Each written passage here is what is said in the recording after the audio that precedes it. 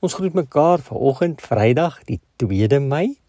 En soos ek gevra het, u moet asseblief saam met my bid ook vir Sondag se erediens uit Openbaring uit, en dat die Here deur sy Gees ook vir ons naby sal wees met hierdie woordverkondiging, nie waar nie. Maar ons sluit vanoggend ons week se saamwees af rondom die hele gedagte en behoefte rondom veiligheid wat mense so nastreef en naleef. En gister het ons vir mekaar baie duidelik gesê dat dit die Here Jesus is en hy alleen is wat vir ons die aarde 'n voorportaal van die hemel maak. En dat dit hy is wat vir ons die hemel 'n absolute sekerheid maak. En dis in hom en deur hom en tot hom wat ons veiligheid kan beleef. Veiligheid in 'n geestesdimensie, soos dit hoort.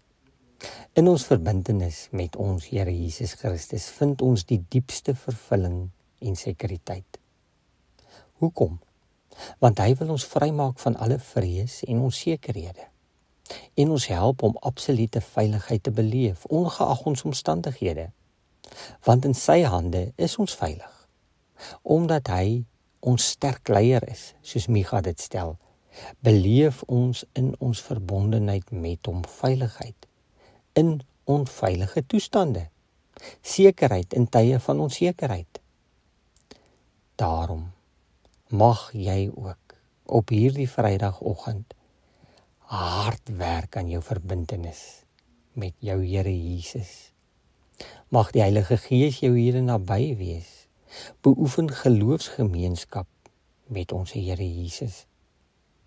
Oefen jou om hom in alle omstandighede te vertrou en jou aan hom oor te gee, want net Jesus kan waarlik jou behoefte aan veiligheid werklik vervul.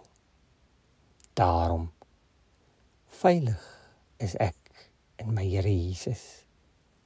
Mag hy jou sag aan sy bors druk, want daar in sy liefdeskaduwee is die enigste plek waar jou siel sal rus vind en veilig wees.